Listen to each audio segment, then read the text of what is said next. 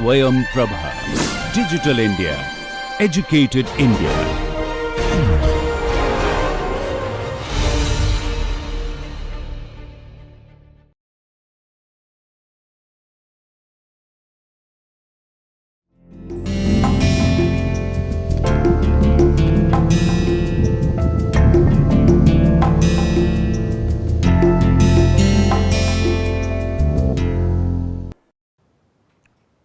Hello friends, ESDAR के course में आपका बहुत बहुत स्वागत है। ESDAR का क्या मतलब है? Exploratory statistical data analysis with R software. तो आपको याद होगा पिछले लेक्चर में हम लोगों ने आर के बारे में समझने की कोशिश करी थी कि हमारे बेसिक ऑपरेशंस क्या होते हैं, आर में हम कैसे सहायता लेते हैं, कैसे पैकेजेस को इंस्टॉल करते हैं, कैसे लाइब्रेरीज को इस्तेमाल करते हैं। अब इस लेक्चर में हम आपको आर के अंदर कंप्यूटेशन कैसे करते हैं इसके बारे में बताएंगे। आर के अंदर जो हमारे बेसिक मैथमेटिकल ऑपरेशंस होते हैं, जो हमारे मूलभूत ऑपरेशंस होते हैं, multiplication, addition, division, subtraction, power operator इत्यादि, या जो हमारे ब्रैकेट्स होते हैं उनको कैसे इस्तेमाल किया जाता है उसके बारे में बात करेंगे।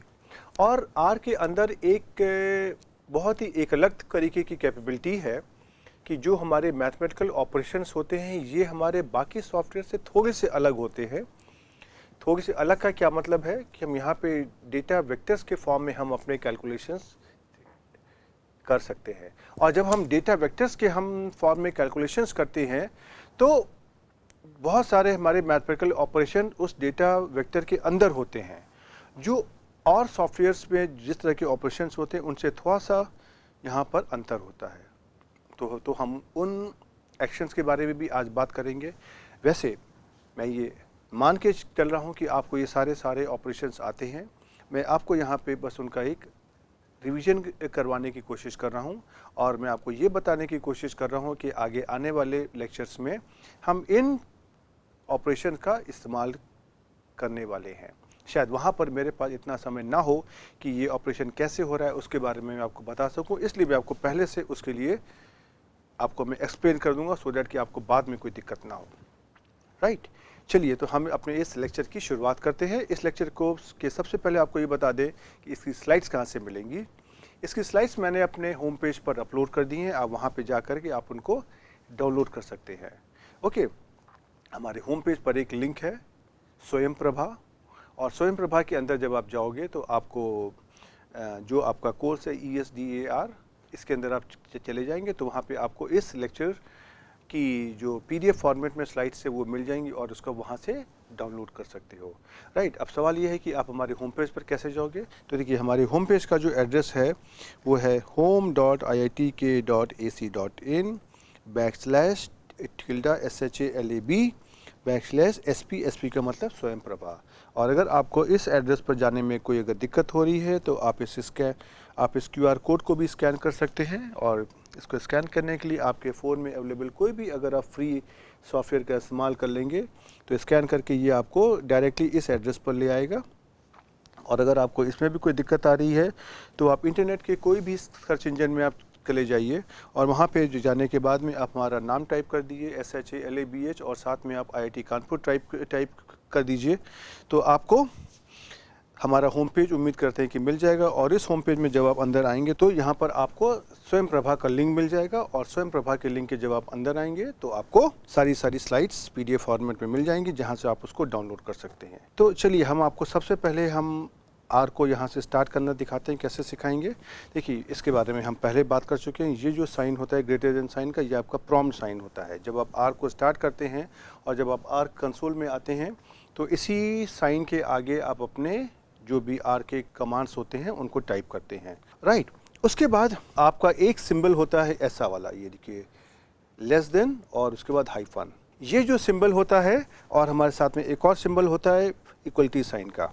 ये जो दोनों सिंबल हैं ये हमारे असाइनमेंट ऑपरेटर हैं, अर्थात कि अगर मुझे x को कोई मान देना है, सपोज 20, तो हम लिख देंगे x = 20, अथवा हम ये भी लिख सकते हैं x <-20। अब एक सवाल ये आता है सबके मन में कि ये आर के अंदर दो अलग अलग असाइनमेंट ऑपरेटर क्यों हैं। ओके, तो इसका जवाब पॉसिबली मैं आपको दे सकता हूँ। जैसा मैंने आपको बताया था कि मैंने इस आर की जब शुरुआत हुई है वहाँ से मैंने इसको इस्तेमाल करना शुरू किया है। तो जो हमारे आरंभ में जो हमारे आर के वर्जन्स आए थे और उसके पहले जब हमारा एस प्लस का सॉफ्टवेयर होता था, उसका हमारा प्रॉम्प्ट था लेस देन और डैश। तो जब आर में उसको उन्होंने डेवलप करने की कोशिश की तो आर डेवलपमेंट कोड टीम ने भी उसी प्रॉम्प्ट साइन को यहाँ पे कॉपी कर लिया। और यूजुअली जो हमारा बाकी सारे सॉफ्टवेयर में जो इक्वलिटी साइन को हम असाइनमेंट ऑपरेटर लेते थे, उसकी जगह आर के अंदर भी हमारा असाइनमेंट ऑपरेटर थोड़ा सा बदल गया, वो लेस देन और डैश हो गया। धीमे धीमे समय आने के साथ में जैसे जैसे हमारे आर के नए नए वर्जन्स आते गए, तो कुछ साल पहले ही अभी उन्होंने इस इक्वलिटी साइन को भी as an assignment operator accept कर लिया है। इसके पहले जो आर के आपको आरंभ के जो वर्जन्स मिलेंगे वहाँ पर आपको इक्वलिटी साइन नहीं मिलेगा। अब चूँकि मैंने आर को शुरू से देखा है और शुरू से मैंने जो आर में काम करने की आदत डाली थी, उसको मैंने लेस देन और हाइफन डाला था। तो शायद यही कारण है कि आपको मेरी स्लाइड में कहीं पर इक्वलिटी साइन और कहीं पर लेस देन हाइफन साइन मिलेगा। मैं आपको उसके लिए पहले मैं सॉरी बोलता हूँ, इसमें आपकी गलती नहीं है, मुझे अपनी आदतों को ठीक करना है, लेकिन ये बहुत शुरू की आदत हमारी है, तो कहीं कहीं पर मैं उसको लेस देन हाइफन साइन भी लिख दूंगा, लेकिन मैं आपसे रिक्वेस्ट करता हूँ कि आप उसको इक्वलिटी साइन मान सकते हैं और दोनों में कोई फ़र्क नहीं आता है, दोनों चीज़ एक ही हैं। राइट, चलिए हम आपको इनको पहले हम आर कंसोल में करके दिखाते हैं, फिर हम आपको आगे बढ़ने की कोशिश करेंगे। तो देखिए यहाँ पे मैंने लिखा x इक्वल टू 20। तो अब इसमें से क्या हुआ, x वेरिएबल के अंदर 20 वैल्यू हमारी असाइन हो गई। अब अगर हमको ये देखना है कि x में कौन सी वैल्यू है, तो मैंने टाइप कर दिया x और एंटर कर दिया, हमको मिल जाएगा x इक्वल टू 20। राइट, उसी तरीके से अगर हमको मान लीजिए x में 30 वैल्यू असाइन करनी है, तो हम यहाँ पे x लेस देन हाइफन और 30 कर देंगे। तो अब देखिए x की वैल्यू आपकी क्या हो गई, 30 हो गई। राइट, अब हम यहाँ पे आपको एक चीज़ और बताना चाहते हैं कि अगर हम यहाँ पे x और अगर हम इक्वलिटी साइन के पहले अगर हम ब्लैंक भी दे देते हैं तो इससे देखिए कोई फ़र्क नहीं पड़ता है। राइट, या अगर हम x लेस देन हाइफन अगर हम 20 कर देते हैं या 30 कर देते हैं, देखिए इससे कोई फ़र्क नहीं पड़ता है। राइट, तो मैथमेटिकल ऑपरेशन हम जहाँ तक करेंगे वहाँ पर हमारे पास ब्लैंक साइन का कोई फ़र्क नहीं पड़ेगा। जब हम कोई स्ट्रिंग ऑपरेशन करेंगे तो वहाँ पर स्ट्रिंग को जब हम देते हैं तो वहाँ पर हमारा ब्लैंक साइन का अंतर आएगा। इसके अलावा आर में एक बहुत अच्छी बात होती है कि आर में जब हम असाइनमेंट ऑपरेटर्स की बात करते हैं तो हमारे पास न्यूमेरिकल वैल्यूज़ को असाइन करने के साथ में वेरिएबल्स को भी असाइन करने का ऑप्शन होता है। इसका मतलब क्या है, जैसे देखिए मैंने यहाँ पे x इक्वल टू 20 लिखा है, तो इसका मतलब क्या हुआ कि x की वैल्यू यहाँ पे 20 हो गई, अर्थात 20 ने x की वैल्यू को रिप्लेस कर दिया। राइट, और उसी तरीके से अगर हम 20 की जगह कोई अगर हम और एक वेरिएबल करना चाहें, तो जैसे कि एक मैंने नया वेरिएबल लिया y और इसको मैंने डिफाइन कर दिया x इंटू 4। राइट, इसका मतलब क्या है कि ये जो 4 इंटू एक्स की वाली वैल्यू है ये हमारी y के अंदर असाइन हो जाएगी। इसका मतलब क्या हुआ कि अगर मैंने ऊपर से चलने की कोशिश करी, यहाँ पे हमारे पास है x इक्वल टू 20 और जब हम उसको अगले स्टेप पे लाते हैं और हमने कहा y equal to x into 4, तो ये हमारा हो जाएगा 20 इंटू 4 और ये हमारा हो जाएगा 80। और उसके बाद में हम अगर एक और नया वेरिएबल अगली लाइन पे डिफाइन करते हैं z is equal to x minus y, तो इसमें से क्या होगा, ऊपर से हमारा x की वैल्यू आई है 20, y की वैल्यू आई है 80, तो ये 20 माइनस 80 हो जाएगा और ये हमको माइनस 60 मिल जाएगा। देखिए यही यहाँ पर ऑपरेशन देखिए दिए हुए हैं, ये इनका स्क्रीनशॉट है और मैं आपको इसको R में भी करके दिखाता हूँ। तो देखिए अब जैसे देखिए हम यहीं पर ही हम ले लेते हैं, आपने x की वैल्यू क्या ली हुई है 30। राइट, आपने एक वैल्यू डिफाइन कर दी y equal to 3 into x. हम कुछ और लेते हैं, जो मैंने स्लाइड में किया वो तो आप कर ही सकते हो। तो y की वैल्यू देखिए क्या आ गई 3 इंटू 30 90। अब मैंने z क्या डिफाइन किया से x प्लस वाई। देखिए z की वैल्यू क्या आ गई, x की वैल्यू क्या थी 30 और y की वैल्यू क्या है 90, तो 90 प्लस 30 120, z की वैल्यू क्या आ जाएगी 120। तो देखिए जो कैलकुलेशन आप खुद से कर रहे हैं वही कैलकुलेशन आपको आर भी करके दे रहा है। राइट, इससे आपका कॉन्फिडेंस थोड़ा सा बढ़ जाता है कि आप जो कर रहे हो सही है। अब आर में एक हमारा कैरेक्टर होता है हैश।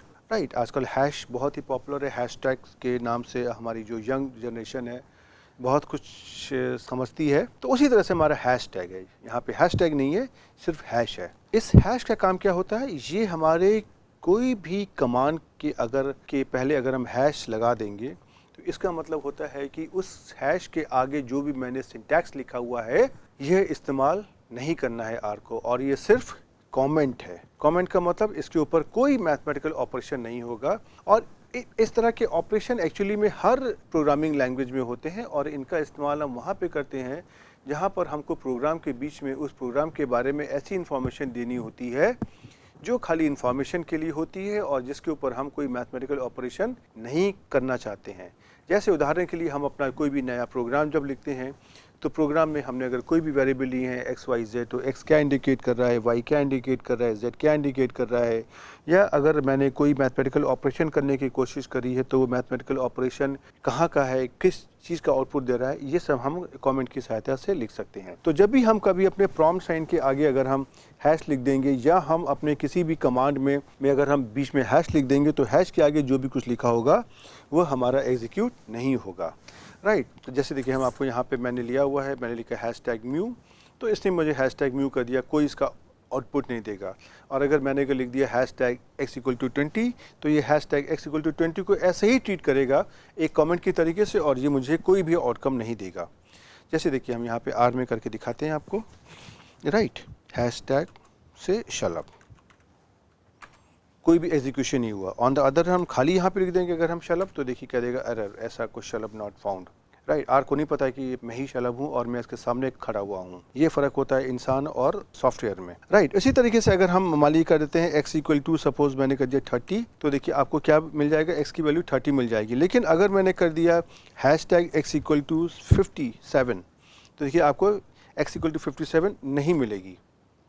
आप अगर s की वैल्यू यहाँ पे देखना चाहोगे तो आपको पहले वाली वैल्यू 30 ही मिलेगी। ओके, तो इसका मतलब ये है, हमारा हैश का मतलब होता है ये हमारा सिर्फ कमेंट साइन है, और इसके थ्रू हम खाली किसी भी सिंटैक्स को कमेंट कर सकते हैं, और जिसका इस्तेमाल हम प्रोग्राम में डिफरेंट तरीके की इंफॉर्मेशन को देने के लिए करते हैं। एक बहुत ही आवश्यक बात ये है कि हमारा जो आर है ये हमारा केस सेंसिटिव है। केस सेंसिटिव का मतलब क्या है कि ये इसके अंदर हमारे कैपिटल अल्फ़ाबेट्स, लोअर अल्फ़ाबेट्स, मतलब जैसे हम कहते हैं ना कि कैपिटल अल्फ़ाबेट्स हमारे क्या क्या होते हैं, कैपिटल ABCD, स्मॉल अल्फ़ाबेट्स क्या होते हैं, ABCD स्मॉल में, इसको हम अपर केस अल्फ़ाबेट्स या लोअर केस अल्फ़ाबेट्स भी कहते हैं। तो अगर हमारे पास अपर केस अल्फ़ाबेट्स A और लोअर केस अल्फ़ाबेट्स इस A में कोई अंतर नहीं आता है, तो हम कहते हैं कि ये प्रोसेस हमारी केस सेंसिटिव नहीं है। लेकिन अगर A और स्मॉल a दोनों अलग अलग तरीके से लिए जाते हैं तो हम कहते हैं कि ये प्रोसेस हमारी केस सेंसिटिव है। केस सेंसिटिव का मतलब कि स्मॉल अल्फ़ाबेट्स और कैपिटल अल्फ़ाबेट्स में अंतर है। तो जो हमारा R होता है ये हमारा केस सेंसिटिव है, इसके अंदर स्मॉल अल्फ़ाबेट्स और कैपिटल अल्फ़ाबेट्स दोनों को ही अलग अलग ट्रीट करने की कोशिश करता है। जैसे उदाहरण के लिए अगर मैंने यहाँ पे लिया हुआ है कैपिटल x = 20, और अगर मैं यहाँ पर ले लूँ स्मॉल x = 20, तो ये दोनों अलग अलग चीज़ें होती हैं। राइट, अब देखिए हम आपको देखिए आर कंसोल में करके दिखाते हैं कि अगर मैंने देखिए यहाँ पे स्मॉल x लिया हुआ है तो ये हमारा आ गया 20, और जब मैंने यहाँ पे कैपिटल x मैंने टाइप किया, एंटर किया, तो उसने मुझे बता दिया कि object capital X not found. और जब मैंने कहा मैंने कैपिटल x = 20, तो उसने मुझे कैपिटल X की वैल्यू दे दी। राइट, इसको चलिए हम आपको R में करके दिखाते हैं, और हम इसको यहाँ पे एक हम X की जगह कोई और लेटर लेते हैं सो दैट कि आपको यहाँ पर ये साफ साफ दिखाई दे। जैसे कि अगर मान लीजिए हम Q की बात करते हैं। राइट, क्योंकि देखिए स्मॉल q और कैपिटल Q आपको साफ साफ यहाँ पे स्क्रीन पर दिखाई पड़ेगा। तो देखिए अगर हम Q की वैल्यू यहाँ पे करें तो देखिए कह रहा है कि कुछ भी नहीं है, यहाँ पे कुछ भी मेरे पास नहीं है। राइट, और ये Q में इतना बड़ा हमको क्यों दे रहा है मैसेज, क्योंकि समझ रहा है कि हम क्विट करना चाह रहे हैं, जबकि ऐसा नहीं है। हम यहाँ पे Q की वैल्यू देते हैं, Q = सपोज 20, तो ये देखिए क्या आ गया, ये Q की वैल्यू आ गई 20। अब यहाँ पे हम इसी वैल्यू को देते हैं, कैपिटल Q लिखते हैं और देखते हैं कि इसकी क्या वैल्यू है। ये कहता है कि object capital Q not found, right. और अगर हम, और जबकि यहाँ पे देखिए Q की वैल्यू है, अगर हम यहाँ पे कह दें capital Q is equal to 50, तो अब देखिए ये कैपिटल Q की वैल्यू क्या देगा मेरे को, 50। तो स्मॉल q की वैल्यू आपने दी थी 20 और कैपिटल Q की वैल्यू आपने दी 50, और ये देखिए दोनों वैल्यूज़ को अलग अलग ट्रीट करने की कोशिश कर रहा है, ये एक सा नहीं है। ओके, तो देखिए ये मेरा मतलब होता है कि हमारा R केस सेंसिटिव है। ओके, ऐसी देखिए हम आपको एक बहुत ही इम्पॉर्टेंट कमांड है, उसके बारे में हम आपको बताना चाहेंगे कि हमारे पास एक कमांड होता है C। ये जो C कमांड है, ये हमारे डिफरेंट नंबर्स को कंबाइन करने की कोशिश करता है, जोड़ने की कोशिश करता है। जोड़ने मतलब वो नहीं, एडिशन वाला नहीं है जोड़ना, इसको एक साथ करने की कोशिश करता है। जैसे कि अगर हमारे पास मान लीजिए कि 5 नंबर हैं, 6, 7, 8, 9, 10, 6, 7, 8, 9, 10, और अगर मुझे इनको एक साथ लिखना है, या अगर मुझे अपना कोई भी मैथमेटिकल ऑपरेशन एक साथ इनके ऊपर अगर करवाना है, तो हम उसको ब्रैकेट में पैरेंथेसिस में लिख देंगे और उसके साथ हम यहाँ पे लिख देंगे C। तो जब हम यहाँ पे C कमांड को लिख देंगे तो R को ये समझ में आ जाएगा कि उसको इस पैरेंथेसिस के अंदर, इस ब्रैकेट के अंदर जितने भी नंबर लिखे हुए हैं, हर एक नंबर के ऊपर उसको अपना ऑपरेशन करना है, राइट। तो अगर हम एक सिंपल सी भाषा में कहें तो जो C कमांड होता है, ये हमारे भिन्न भिन्न नंबरों को आपस में कंबाइन करने की कोशिश करता है। और अगर आप R में आएंगे तो अगर आपने नंबरों को कंबाइन नहीं किया है और कंबाइन अगर किया हुआ है तो दोनों के आउटकम हमारे अलग अलग होते हैं, राइट। जैसे देखिए हम आपको यहाँ पे स्क्रीनशॉट में करके दिखा रहे हैं। पहले मैंने एक कोई वेक्टर लिया y = 6, 7, 8, 9, 10, तो ये देखिए कह देगा कि कुछ गलती कह देगा, और इनफैक्ट ये कह रहा है कि एरर है, लेकिन ये y = 6 तक पकड़ा, लेकिन उसके आगे कुछ कह रहा है कि हम नहीं समझ पा रहे हैं कि क्या लिखा हुआ है। उसी तरह अगर आप इसको ब्रैकेट में भी कर दें, पैरेंथेसिस में भी देखिए लिख दें, फिर भी ये वही कह रहा है कि यहाँ पे कुछ गलती है और 6 के आगे नहीं जा पा रहा है, कि 6 के आगे उसको R को क्या कार्य करना है उसको समझ में नहीं आ रहा है। लेकिन जैसे ही मैंने यहाँ पे C कमांड लिखाया और C के साथ मैंने पैरेंथेसिस में ये सारे नंबर लिख दिए, देखिए ये उसने उसको रीड कर लिया, R को समझ में आ गया कि मुझे 6 के आगे जाना है और मुझे बाकी आगे वाले नंबरों को भी पढ़ने की कोशिश करनी है। जैसे जैसे आपको मुझे यहाँ पे नंबर दिखाते हैं, जैसे मैंने लिख दिया 1, 2, 3, 4, देखिए ये क्या देगा, एरर। अगर हम इसको मान लीजिए ब्रैकेट में भी कर देते हैं तो भी देखिए आपको दे देगा एरर। लेकिन अगर हम यहाँ पर लिख दें, अगर हम y = this, तो देखिए आपको तभी कुछ नहीं देगा। और जब अगर हम कर देंगे y = C और पैरेंथेसिस में नंबर लिख देंगे, तब ये देखिए इसको रीड कर लेगा। ओके, और इस ऑपरेशन में आप अगर देखेंगे तो हम बहुत ही जल्दी अपने पहले वाले कमांड्स को ले आते हैं, उसको हम जो हमारे कीबोर्ड में एरो की होती है उसकी सहायता से हम अपने कमांड्स को, जो मैंने पहले के कमांड हैं या जो मैंने आगे कमांड इस्तेमाल किए हैं, उनको हम अपर एरो की और लोअर एरो की से का इस्तेमाल करके हम उनको रिपीट कर सकते हैं। जैसे कि अगर मैं अपर एरो की को देखिए दबाता हूं, तो मैंने जो कमांड मैंने यहाँ पर इस्तेमाल किए उनको ले आया, और जब मैं फिर से लोअर की को दबाता हूँ तो देखिए मुझको ये वाले कमांड्स वापस मिल जाते हैं। तो इससे क्या होता है कि हमारा थोड़ा सा समय बच जाता है। ओके, अब हम छोटे छोटे ऑपरेशंस की बात करते हैं कि R में हम अपने मैथमेटिकल ऑपरेशंस कैसे करते हैं। इसके बारे में आप सभी को आता है, लेकिन मैंने सोचा कि क्यों नहीं आपका एक बार क्विक रिवीजन हम करवा दें। अब हम हमारे जो बेसिक ऑपरेशंस होते हैं, एडिशन, मल्टीप्लिकेशन, सब्ट्रैक्शन, डिवीजन, उसकी बात करते हैं। और उस केस में आप एक सिंपल सी भाषा में मान सकते हैं कि जिस तरीके से आप कैलकुलेटर इस्तेमाल करते हैं, बिल्कुल उसी तरीके से ही आपको R को भी इस्तेमाल करना है, राइट। जैसे कि अगर आपको एडिशन करना है तो हम सिंपली बोलेंगे जैसे आप अपने कैलकुलेटर में एडिशन करते हो, बिल्कुल आपको वैसे ही R के अंदर भी करना है। जैसे हम कहें अगर हमको 6 और 4 को जोड़ना है तो हम सिंपली बोल देंगे 6 + 4। बिल्कुल ऐसे तो अब आप अपने कैलकुलेटर में करते हो। और देखिए ये इसका स्क्रीनशॉट है। अब देखिए यहाँ पर मैंने लिख दिया था हैशटैग के आगे COMMAND और नीचे मैंने लिखा था #OUTPUT। तो इसने मुझे ये, इस प्रोग्राम से देखिए मुझे ये पता चल गया कि जो ऊपर मैंने लिखा हुआ है 6+4 क्या कि ये क्या हमारा कमांड है, और जो नीचे लिखा हुआ है 10 ये इसका आउटपुट है। तो देखिए ये हमारा हैश सिंबल को इस्तेमाल करने का एडवांटेज होता है कि जब मैं आपको उसको दिखाने की कोशिश कर रहा हूँ तो आपको भी समझ में आ जाएगा कि पहले लाइन पे जो भी लिखा हुआ है ये हमारा कमांड होगा और दूसरी लाइन पे जो भी लिखा है ये हमारा आउटपुट होगा।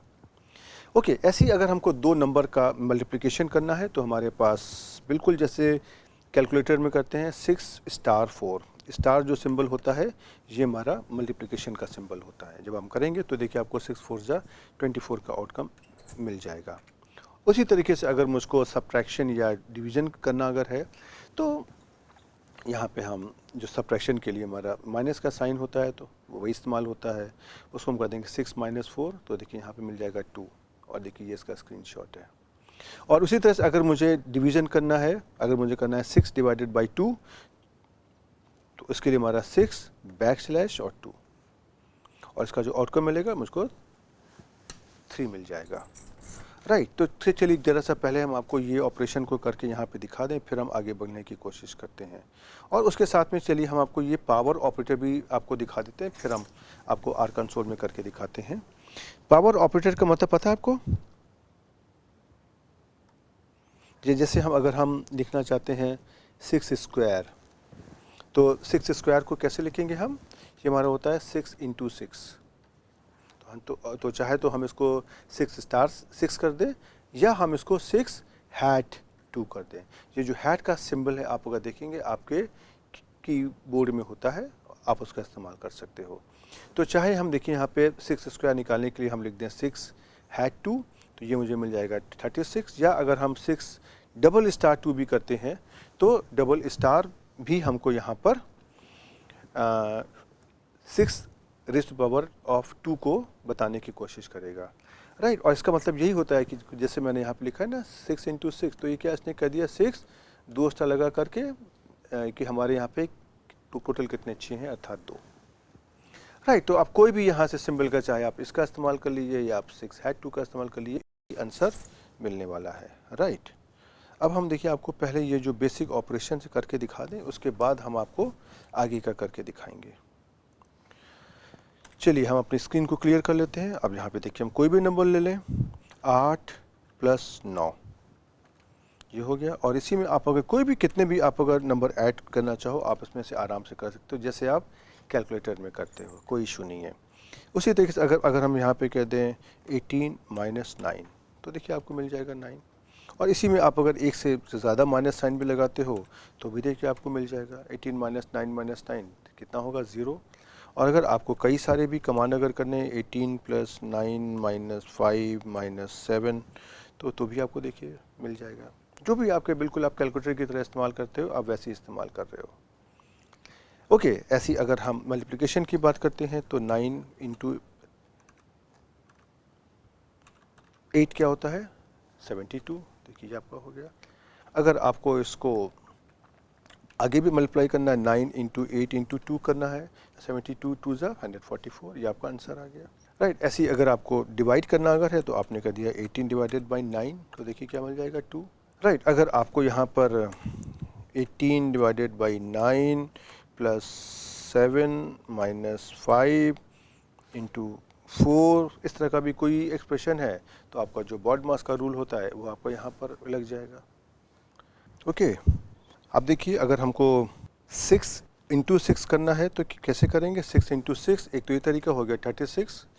अब एक तरीका हमारे पास क्या है 6#2 अर्थात 6 × 6, और इसी को अगर हम ऐसे भी लिखना चाहें तो हमारे क्या हो जाएगा 6*2। राइट, और ऐसे ही आप अगर यहाँ पे मान लीजिए आपको स्क्वायर रूट अगर निकालना अगर है, और स्क्वायर रूट का क्या मतलब होता है, स्क्वायर रूट को भी तो हम एक पावर ऑपरेटर के फॉर्म में लिख सकते हैं। जैसे मुझे लिखना है √6 तो ये हमारा क्या है 6⁻1/2 अर्थात 6⁻0.5। राइट, तो इसको हम ऐसे लिख सकते हैं 6#0.5 या 6*0.5। आप ऐसे भी लिख लेंगे तो भी आपको देखिए आउटकम मिल जाएगा। मैंने यहाँ पे दोनों के आपको स्क्रीनशॉट दिए हुए हैं और मैं आपको चलिए यहाँ पे भी आर में भी आपको करके मैं आपको दिखा देता हूँ। तो देखिए जैसे यहाँ पे अगर आप करना चाहें अगर 6 हैट 0.5 और अगर यहाँ पे 6 डबल स्टार 0.5 करना चाहें तो भी देखिए आपको यही आंसर मिल रहा है, राइट।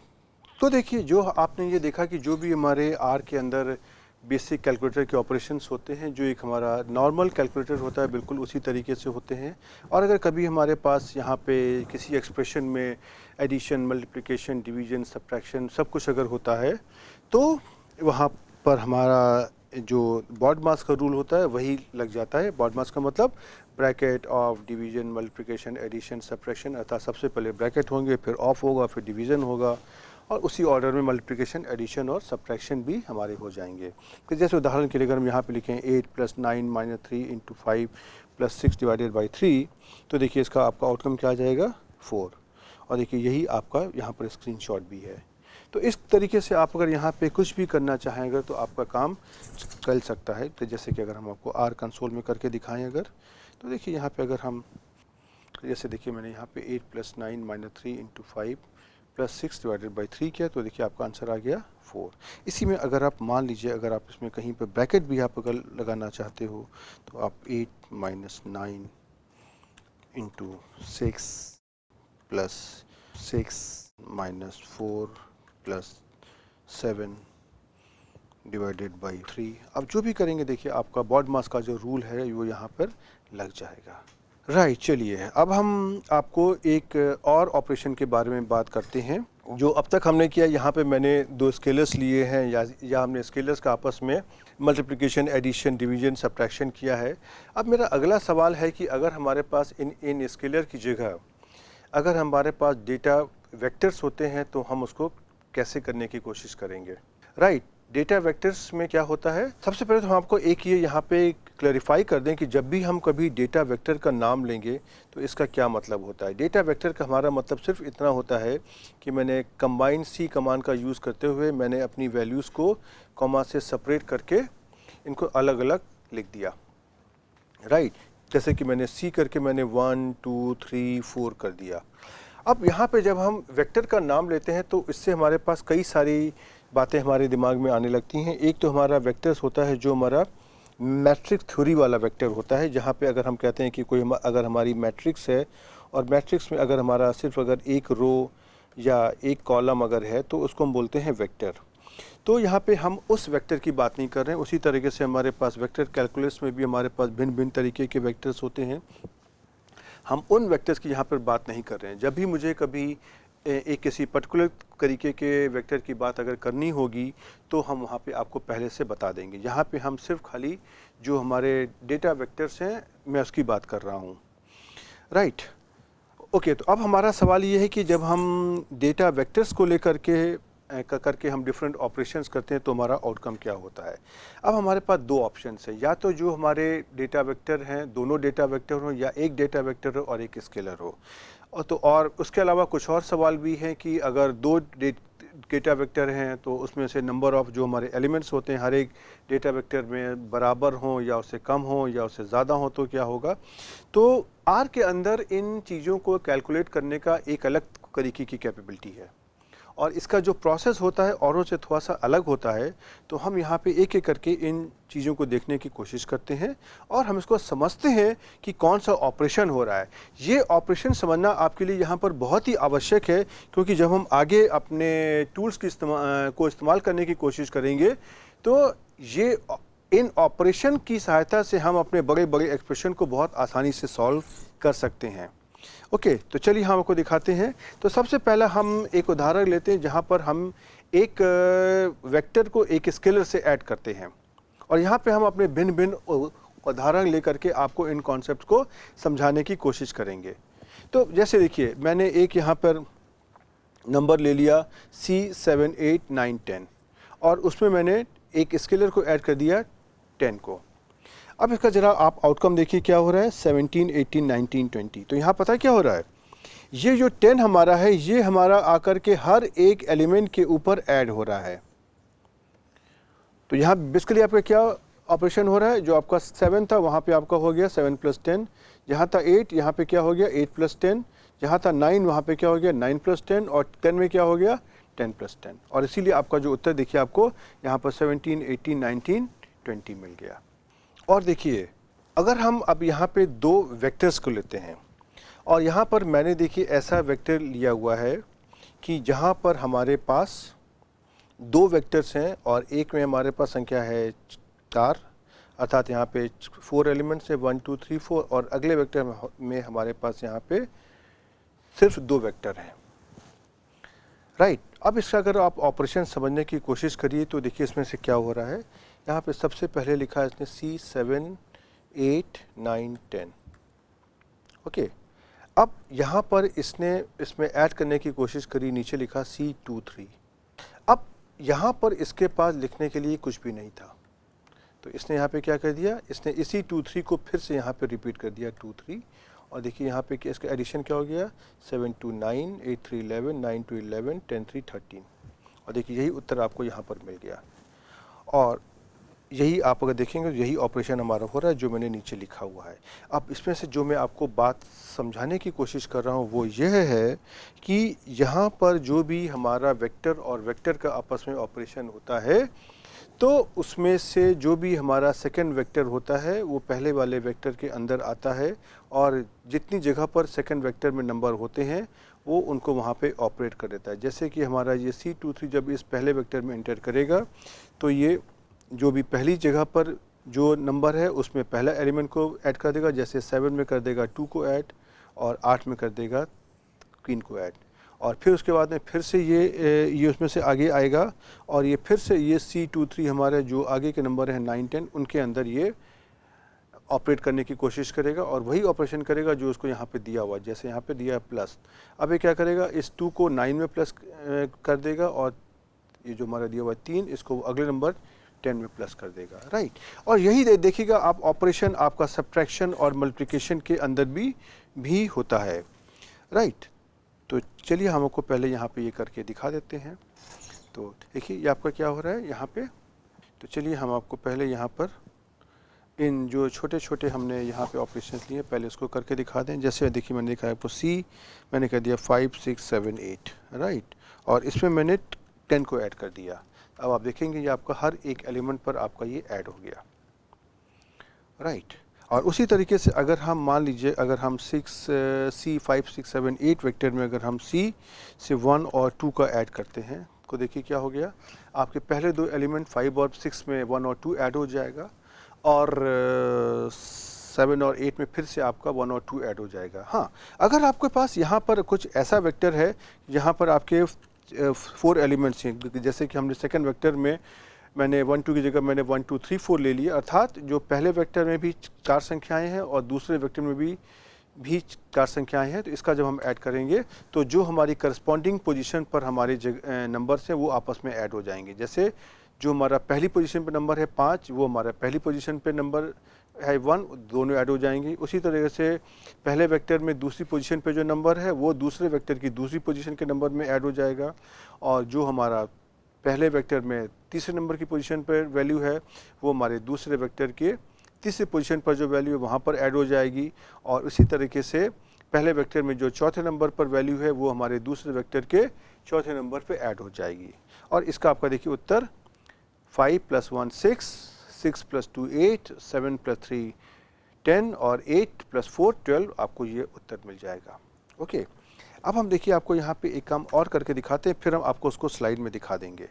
यहाँ तो देखिए आपको समझ में आ गया कि दो तरह की हमारे पास कंडीशन है, या तो दोनों वेक्टर में हमारे पास बराबर नंबर के एलिमेंट्स हैं तो वहाँ पे कोई दिक्कत नहीं है, जो भी हमारे करस्पॉन्डिंग एलिमेंट्स हैं आपस में ऐड हो जाएंगे, अर्थात हमारे दो डेटा वेक्टर के जो करस्पॉन्डिंग एलिमेंट्स हैं वो आपस में ऐड हो जाएंगे जो उनकी रिस्पेक्टिव पोजीशन है वहाँ पर।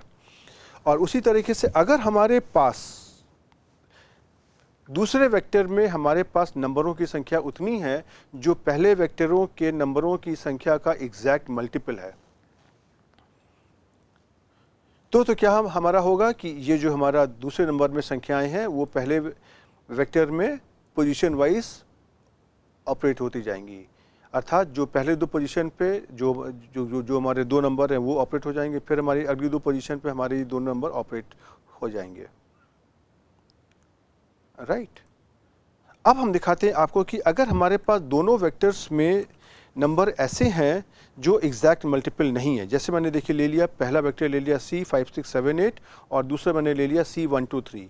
अब देखिए जब हम इसको ऐड करेंगे तो इसको यहाँ पे ये वार्निंग मैसेज दे रहा है, और ये क्या कर रहा है, ये कुछ हमको एक अलग सा आंसर दे रहा है। आप इसको समझने की कोशिश करिए कि ये आपको क्या दे रहा है। जैसे देखिए आपने लिया C123, यहाँ पे क्या हुआ, ये हमारे पहले वेक्टर के पहले 3 एलिमेंट्स पे आया और उसने यहाँ पे 1 2 3 हर एक पोजीशन वाइज नंबर को ऐड कर दिया। अर्थात जो पहली पोजीशन पे नंबर था 5, उसमें उसने पहली पोजीशन के नंबर को ऐड कर दिया 1, आंसर हमारा गया 6। दूसरी पोजीशन पे जो नंबर था 6, वहाँ पे उसने 2 को ऐड कर दिया, हमारा उत्तर आ गया 8। तीसरी पोजीशन पे जो नंबर था 7, उसमें उसने तीसरी पोजीशन के नंबर को ऐड कर दिया और हमारा उत्तर आ गया 10। अब जो हमारा बचा अंत में 1 8। अब 8 में उसने क्या किया, इसी नंबर को उसने फिर से रिपीट कर दिया और इसको पहला नंबर मिला यहाँ पे 8, तो इसने यहाँ पे 8 और 1 9 कर दिया। बाकी के लिए उसके पास यहाँ पे कोई जगह नहीं है, लेकिन आर को लगा कि हमने शायद कुछ मिस्टेक कर दी होगी, गलती कर दी होगी, इसलिए उसने आपको यहाँ पे एक वार्निंग मैसेज भी दे दिया और वार्निंग मैसेज में लिख दिया कि longer object length is not a multiple of the shorter object length. Right, तो अब इसी देखिए इसी ऑपरेशन को ज़रा मैं आपको यहाँ पर करके दिखाता हूँ और मैंने इसी का देखिए यहाँ पे जो लिया हुआ है। अब मैं आपको यहाँ पे एक बार समझा भी देता हूँ कि क्या हो रहा हूँ। जब मैं आपको एक बार समझा दूंगा तो आगे आने वाले लेक्चर्स में फिर आपको कोई भी समस्या नहीं आएगी। तो जैसे देखिए यहाँ पे ऑपरेशन कैसा हुआ, C7 8 9 10 है, यहाँ पे 4 एलिमेंट्स हैं और दूसरे वेक्टर में हमारे एलिमेंट्स हैं 2 3 4। तो ये देखिए इसको हम कैसे ले सकते हैं, C7 8 9 10, और जो दूसरा वेक्टर है हम उसको यहाँ पर कैसे ले सकते हैं, C2 3 4। ओके, अब हमको क्या करना है, दोनों को ऐड करना है। तो जो भी हमारे करस्पॉन्डिंग पोजीशन पर एलिमेंट्स हैं वो आपस में ऐड हो जाएंगे। जैसे 7 और 2 ऐड हो गए, कितना हो गया 9। 8 और 3 ऐड हो गए, कितना हो गया 11। 9 और 4 हमारे ऐड हो गए, कितना हो गया 13। अब यहाँ पे क्या बचा, 10 के आगे यहाँ पर ऐड करने के लिए कुछ भी नहीं है। राइट, तो इसने क्या किया, इसने उन्हीं वैल्यू को, पुरानी वैल्यू को ही उसने फिर से यहाँ पे रिपीट कर दिया, C2 3 4। अब जब उसने 10 और 2 को ऐड किया तो उसको आंसर मिल गया 12, लेकिन अब 3 और 4 को ऐड करने के लिए यहाँ पे कुछ भी नहीं था, तो इसलिए इसके लिए इसने यहाँ पे दे दिया वार्निंग। वार्निंग का क्या मतलब होता है, कभी कभी यहाँ पे आपको वार्निंग मिलती है, कभी कभी एरर मिलती है। तो वार्निंग का मतलब क्या होता है कि हम कोई मिस्टेक कर रहे हैं इसके बारे में बता देते हैं, लेकिन जब एरर होती है तो इसका मतलब कि हमसे कोई गलती हो रही है और हम ऐसी गलती कर रहे हैं जिसको आर सॉल्व नहीं कर सकता है। और वार्निंग में क्या होता है, वार्निंग ऐसे ही है जैसे हमारे घरों में बहुत बार हमको डांट पड़ती है और ये कहा जाता है कि अगर तुम ऐसा नहीं करोगे तो मैं तुमको घर से निकाल दूंगा, इस तरह की बातें होती हैं। लेकिन आपने शायद ही कभी देखा हो कि किसी माँ बाप ने अपने बच्चे को डांटा तो बहुत बार होगा कि मैं तुमको घर से बाहर निकाल दूंगा, लेकिन कभी उसको निकाला नहीं है। ओके, इसी तरह से इसको हम बोलते हैं वार्निंग। और जब हमारे पास कोई फंडामेंटल मिस्टेक हो रही होती है जिसको हमारा आर ऑपरेट नहीं कर पाता है तो उसको हम बोलते हैं एरर। राइट, तो देखिए यही वाला ऑपरेशन हुआ और यही वाला आउटकम देखिए आपको यहाँ पर मिल गया है, और यहाँ भी है और देखिए यहाँ भी है। और ये इसका देखिए स्क्रीनशॉट है। ये स्क्रीनशॉट मैंने आपको लगा दिया कि यहाँ पे आपको एग्जैक्ट ये मैसेज दिखाई पड़ जाना चाहिए कि कैसा यहाँ पे आ रहा है। ओके, तो चलिए अब हम देखिए, जब आपको एडिशन समझ में आ गया तो आपको सब्ट्रैक्शन समझने में तो कोई दिक्कत नहीं होनी चाहिए। तो सब्ट्रैक्शन देखिए बहुत ही आसान है यहाँ पे कि अगर आपने यहाँ पे कोई भी एक डेटा वेक्टर ले लिया और एक आपने स्केलर ले लिया। अब जब आप स्केलर को डेटा वेक्टर में सब्ट्रैक्ट करोगे तो जिस तरीके से एडिशन हुआ था उसी तरह से सब्ट्रैक्शन हो जाएगा। राइट, तो उसमें से क्या होगा, ये जो 10 है ये हर एक नंबर में से, जो आपके पहले डेटा वेक्टर में है, हर एक नंबर में से ये आपको सब्ट्रैक्ट कर देगा उसी नंबर को। तो क्या हो जाएगा 7 - 10, 8 - 10, 9 - 10 और 10 - 10, और आपको उत्तर क्या मिल जाएगा -3 -2 -1 0, जो देखिए वही उत्तर है जो आपको आर कंसोल में मिला है। राइट, उसी तरीके से अगर हम मान लीजिए दो डेटा वेक्टर्स को ऐसे लेते हैं जिसमें कि दूसरे डेटा वेक्टर में हमारे टोटल नंबर ऑफ एलिमेंट्स पहले डेटा वेक्टर में जितने भी एलिमेंट्स हैं उनका एग्जैक्ट मल्टीपल है। अर्थात जैसे कि आप अगर देखिए यहाँ पे आपके पास कितने नंबर हैं 4 और यहाँ पे कितने नंबर हैं 2, तो दो देखिए ये जो 2 है ये इसका एग्जैक्ट मल्टीपल है 4 का, राइट। तो अगर ऐसा अगर है तो इसका देखिए ऑपरेशन कैसे होगा, C7 8 9 10 जैसा आपने पहले किया था एडिशन में वही बात होगी। यहाँ पे आपने C2 3 कर दिया तो इसने 7 में से 2 को घटा दिया, आंसर आ गया 5, 8 में से 3 घटा दिया आ गया 5। अब यहाँ पे इसके पास कुछ भी नहीं था तो इसने क्या किया, यहाँ पे C2 3 को फिर से रिपीट कर दिया और आपका आंसर आ गया 9 में से 2 गया 7 और 10 में से 3 गया 7। तो उत्तर आपका आ गया 5 5 7 7 और देखिए यही ऑपरेशन आपका यहाँ पर भी हुआ है। तो ये बिल्कुल हमारे एडिशन की तरीके से इसको समझने में आपको कोई दिक्कत नहीं आनी चाहिए, राइट। उसी तरीके से आपका देखिए अगर आपके पास 2 डेटा वेक्टर हैं और दूसरे डेटा वेक्टर में जो नंबर ऑफ एलिमेंट्स हमारे पहले डेटा वेक्टर की लेंथ के बराबर नहीं है तो देखिए यहाँ पे आपको वार्निंग मैसेज मिल जाएगा, जैसा मैंने एडिशन में आपको करके दिखाया था। ये क्यों होगा, क्योंकि आपने C7 8 9 10 को जो लिखा है इसमें से आपने C2 3 4 को सब्ट्रैक्ट किया है। तो ये तो सब्ट्रैक्ट हो गया लेकिन यहाँ पे सब्ट्रैक्ट करने के लिए कुछ नहीं है तो उसने यहाँ पे C2 3 4 को उसने फिर से रिपीट कर दिया। तो देखिए आपका यहाँ पे क्या आ जाएगा, 7 में से 2 गया 5, 8 में से 3 गया 5, 9 में से 4 गया 5, अब 10 में से इसने 2 को घटा दिया, उत्तर आ गया 8। अब इसके बाद यहाँ पे इसको 3 और 4 को ऑपरेट करने के लिए कोई जगह नहीं मिली तो इसने आपको यहाँ पे एक वार्निंग मैसेज दे दी कि आप देख लीजिए कुछ कहीं पे मिस्टेक तो नहीं हो रही है, राइट। और ये वार्निंग मैसेज का मतलब यही है, राइट। और ये आपसे कह रहा है साफ साफ कि longer object length is not a multiple of the shorter object length. Okay, इसका यही मतलब होता है। और देखिए ये इसका स्क्रीनशॉट है। एडिशन और सब्ट्रैक्शन तो बिल्कुल एक से होते हैं। अब हम आते हैं मल्टीप्लिकेशन पे। मल्टीप्लिकेशन का ऑपरेशन भी बिल्कुल ऐसा ही होता है जैसे आपने एडिशन और सब्ट्रैक्शन किया है। तो अगर हम एक उदाहरण लेते हैं जहाँ पर मैंने एक ये डेटा वेक्टर लिया है और उस डेटा वेक्टर को हम एक स्केलर से मल्टीप्लाई करने की कोशिश करते हैं तो ये जो मल्टीप्लिकेशन ये हमारा है ये इस डेटा वेक्टर के हर एक एलिमेंट के अंदर हो जाएगा, राइट। अर्थात ये जो हमारा 6 है इस डेटा वेक्टर के अंदर आ जाएगा और ये 7 8 9 10 हर एक एलिमेंट को 6 से मल्टीप्लाई कर देगा। आप यहाँ पे देख सकते हो इसका उत्तर क्या आ गया आपका 42 48 54 60 कैसे आ गया, 7 6 जा 42, 8 6 जा 48, 9 6 जा 54, 10 6 जा 60। और देखिए ये आपका स्क्रीनशॉट हो गया, राइट। उसी तरीके से अगर आप मान लीजिए यहाँ पे अगर दोनों वेक्टर्स में अगर आप समान नंबर लेते हो, दोनों वेक्टर्स में हमारे पास बराबर नंबर के एलिमेंट्स हैं तो देखिए क्या हो जाएगा, बिल्कुल वैसे जैसे आपने समेशन और सब्ट्रैक्शन में किया था, एडिशन सब्ट्रैक्शन में, वही रूल यहाँ भी चलेगा। जो भी हमारा पहले वेक्टर में जो पोजीशन है और दूसरे वेक्टर में जो पहली पोजीशन है, दोनों की पोजीशन के करस्पॉन्डिंग हमारे एलिमेंट्स मल्टीप्लाई हो जाएंगे। अर्थात जो हमारे पहले डेटा वेक्टर में पहले नंबर पे पोजीशन है और जो दूसरे डेटा वेक्टर में पहले नंबर पोजीशन पे ये आपस में मल्टीप्लाई हो जाएंगी। तो 7 इंटू -7 आंसर आ जाएगा -49, राइट। उसी तरीके से जब हम दूसरे नंबर पे जो पोजीशन है पहले और डेटा वेक्टर में वो भी आपस में मल्टीप्लाई हो जाएंगी। पहले डेटा वेक्टर में हमारा नंबर है 8, दूसरे डेटा वेक्टर में सेकंड पोजीशन पर नंबर है -8, 8 और -8 आपस में मल्टीप्लाई हो जाएंगे, उत्तर मिल जाएगा आपको -64। उसी तरीके से जो हमारा थर्ड नंबर पर पोजीशन है पहले डेटा वेक्टर में है 9 और दूसरे डेटा वेक्टर में है -9, तो 9 और -9 आपस में मल्टीप्लाई हो जाएंगे और उत्तर मुझे मिल जाएगा -81। और उसी तरीके से अंततः जो भी हमारे चौथे नंबर पर हमारी वैल्यू है पहले डेटा वेक्टर में है 10, दूसरे डेटा वेक्टर में है -10, ये दोनों आपस में मल्टीप्लाई हो जाएंगे और आपको उत्तर मिल जाएगा 100। तो आप ये देखिए कि जो भी आपका करस्पॉन्डिंग पोजीशंस हैं वो उनके मल्टीप्लिकेशन आपस में यहाँ पर हो जाते हैं। अब इसी में आपके पास अगर दो डेटा वेक्टर ऐसे हैं जिसमें कि पहले डेटा वेक्टर में जो नंबर हैं कितने हमारे एलिमेंट्स हैं और दूसरे डेटा वेक्टर में जो नंबर ऑफ़ एलिमेंट्स हैं, तो वो इस प्रकार से हैं कि दूसरे डेटा वेक्टर के नंबर ऑफ़ एलिमेंट्स पहले डेटा वेक्टर के नंबर ऑफ़ एलिमेंट्स के एग्जैक्ट मल्टीपल हैं।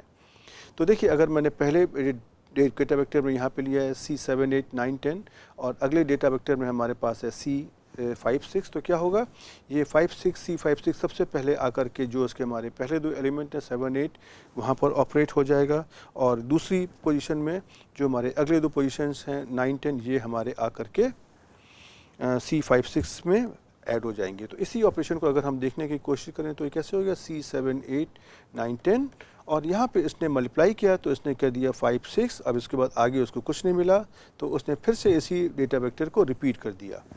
तो क्या हो गया, 7 इंटू 5 35, 8 6 48, 9 5 45 और 10 6 60। देखिए, यही उत्तर तो आपको मिल गया यहाँ पे और यही आपका एक स्क्रीनशॉट भी है।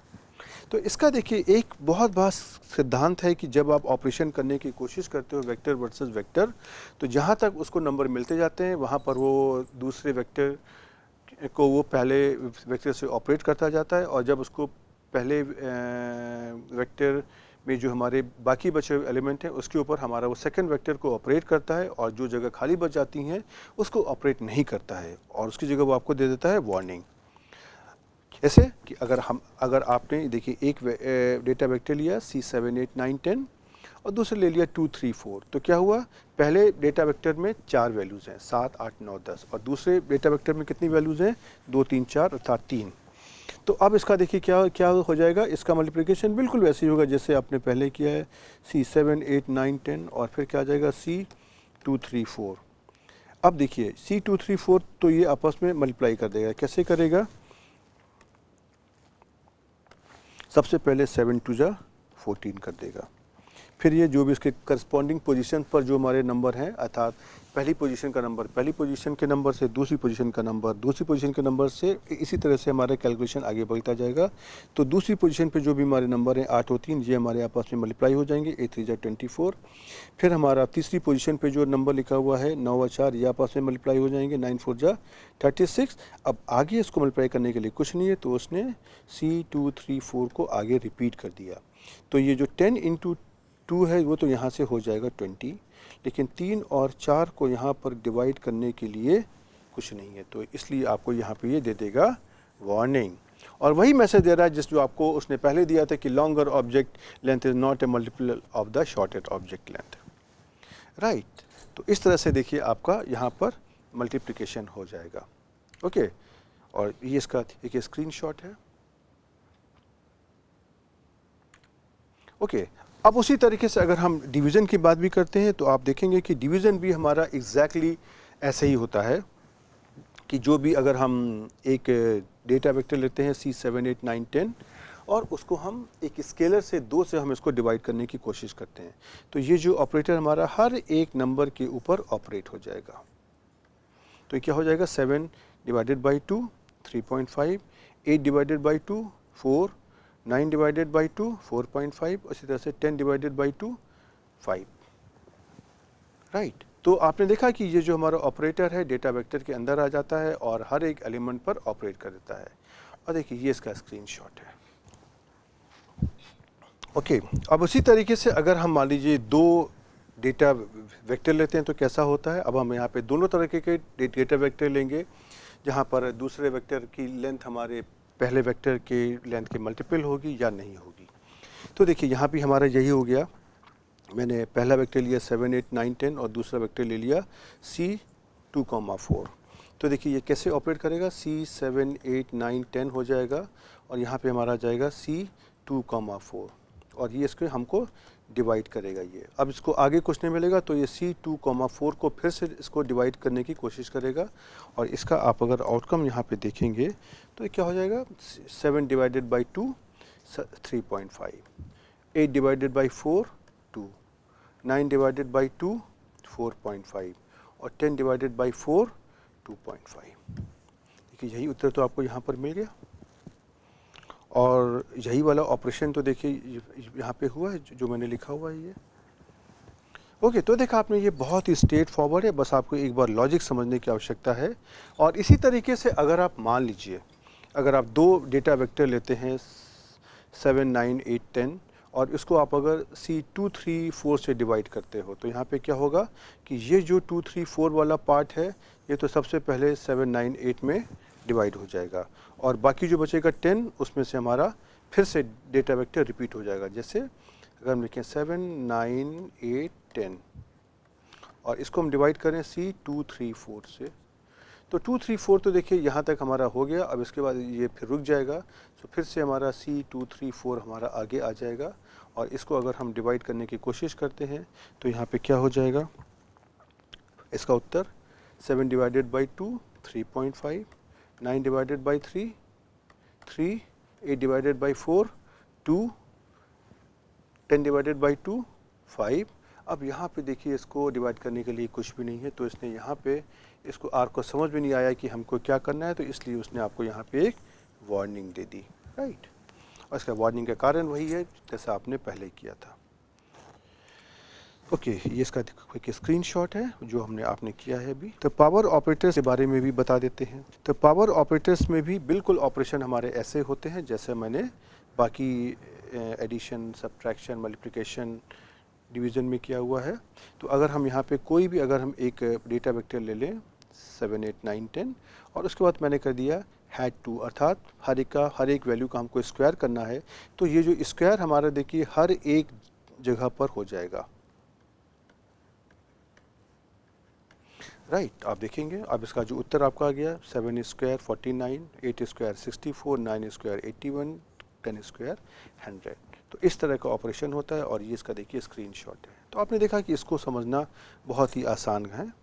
अब उसी तरीके से आप अगर यहाँ पे पावर ऑपरेटर में दो वेक्टर ले लेते हैं, राइट, तो आपका देखिए क्या होगा, बिल्कुल यही बात होगी जैसा आपने पहले केसेस में देखा है। आपके ये दो पोजीशंस हैं 2 और 3।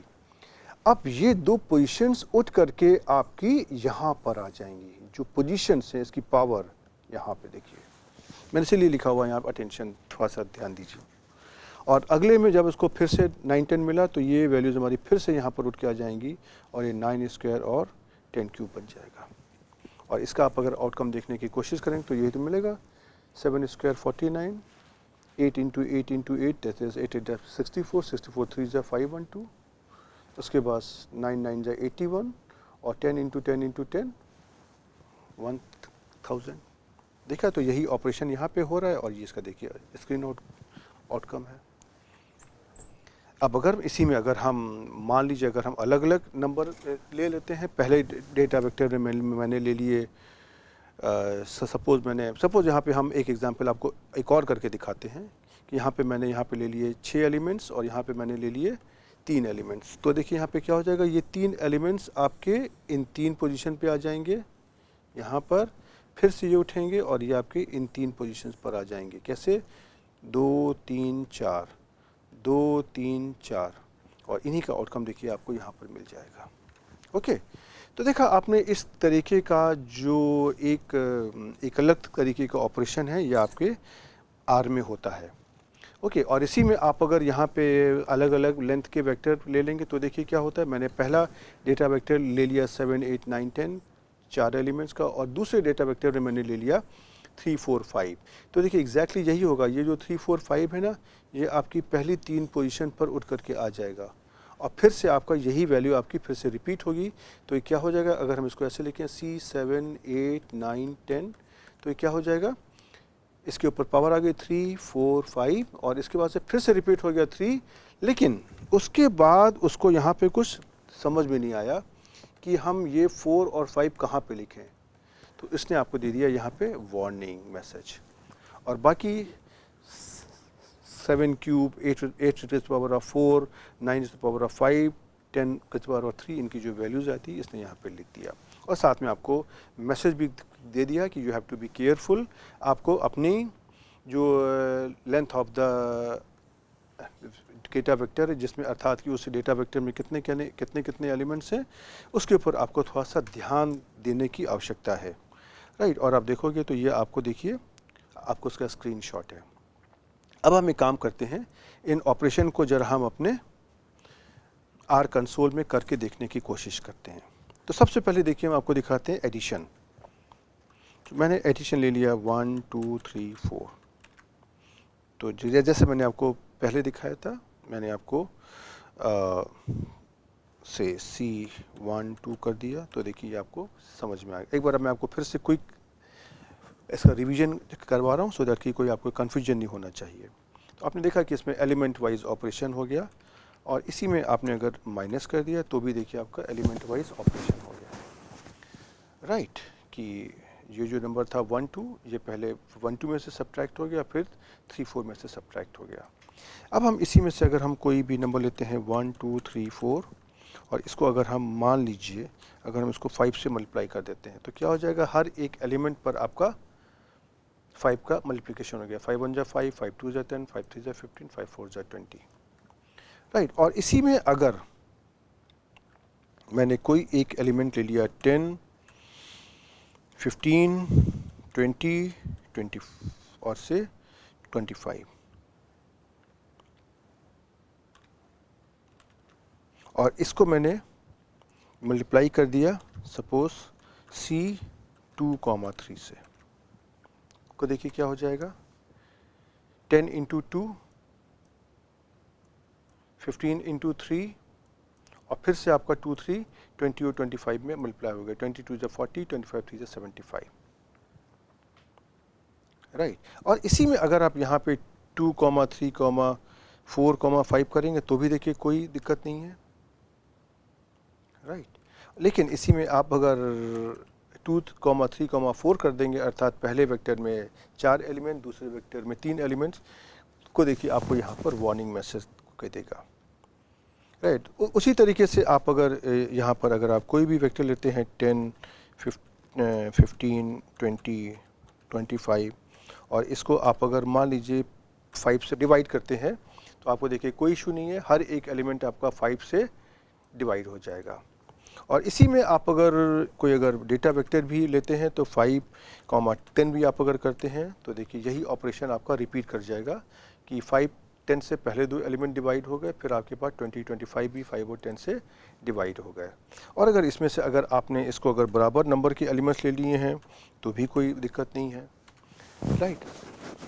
लेकिन अगर आपने इसमें से अगले वेक्टर में कम नंबर लिए हुए हैं तो देखिए ये आपको वार्निंग मैसेज दे देगा। ये जो 3 एलिमेंट्स हैं 5 10 15, इनको ये पहले डेटा वेक्टर के 3 एलिमेंट्स से तो डिवाइड कर देगा, चौथे में ये 5 से डिवाइड करेगा और उसके बाद आपको वार्निंग दे देगा वो, राइट। तो इसी तरीके से अगर हम मान लीजिए कि अपना पावर ऑपरेटर भी करते हैं, अगर मान लें 2 3 4 5, और इसको अगर हम पावर ऑपरेटर कर दें 2, तो देखिए क्या हो जाएगा, 2 स्क्वायर 3 स्क्वायर 4 स्क्वायर 5 स्क्वायर, तो आपको 4 9 16 25 वैल्यूज़ मिल गई, राइट। उसी में आप अगर पावर ऑपरेटर में आप एक स्केलर की जगह आप अगर वेक्टर ले लेंगे C2, 3, तो देखिए क्या हो जाएगा, आपका ये C2 square 3 cube 4 square 5 cube, ये तो आ गया 4 27 16 125। और अगर मान लीजिए यहाँ पे दोनों में एलिमेंट्स को बराबर भी रखते हैं तो भी कोई समस्या नहीं है। तो देखिए ये आपका 2 square 3 cube 4 is the power of 4 and 5 is the power of 5, वही तो उत्तर आपका आ गया। समस्या तब आएगी जब आपके दोनों वेक्टर में एलिमेंट्स की संख्या बराबर ना हो, एक में है 4 एक में है 3, तो देखिए आपका यहाँ पे वार्निंग मैसेज उसने आपको दे दिया, राइट। ओके, तो चलिए अब हम इस लेक्चर की यहाँ पे रोकते हैं, और इस लेक्चर में मैंने आपको आर्स में हमारे भिन्न भिन्न तरीके के जो स्केलर और वेक्टर से रिलेटेड ऑपरेशंस होते हैं उनके बारे में बताया है। ये बहुत आवश्यक है कि आप इनकी आज प्रैक्टिस करिए, और अगले टर्न पे जब आप आइएगा तो आपको इनकी प्रैक्टिस होनी चाहिए। और क्योंकि मैं इनको बार बार अब रिपीट नहीं करूँगा, मैं ये मानूंगा कि आपको सारे वेक्टर्स के ऑपरेशन आते हैं, तो आप छोटे छोटे आप उदाहरण लीजिए और उनको आप प्रैक्टिस करने की कोशिश करिए। ये आपको ज़्यादा कॉन्फिडेंस देंगे और आपको कॉन्फिडेंट बना देंगे, जिससे कि आपको स्टैटिस्टिक्स के टॉपिक्स को समझने में बहुत आसानी रहेगी। तो आप प्रैक्टिस करिए, और मैं आपको अगले टर्न पे मिलने फिर से आऊँगा। तब तक के लिए गुड बाय।